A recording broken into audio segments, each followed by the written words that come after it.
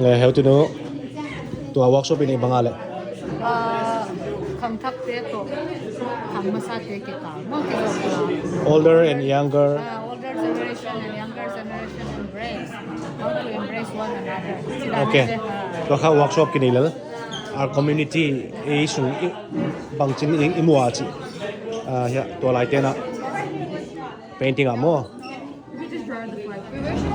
ขังทักเตะเลยนู่นเลยป้าเรียลำเตะกี่กังอามุดานุเฮีย painting ตัวเกลเขียวเฮียตั้งวอลเต้นอะมาเลยตั้งวอลเต้นให้มันเกลเขียววะ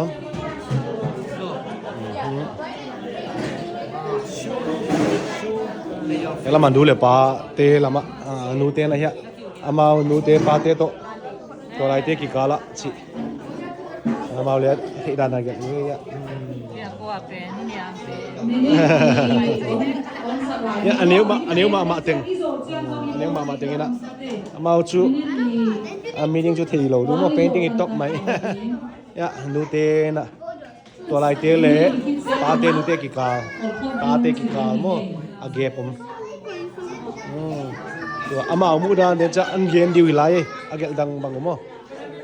hello pa te nên chẳng ngã mà team chẳng ạ mình sẽ phải kiểu hiểm sự kiến nó đúng không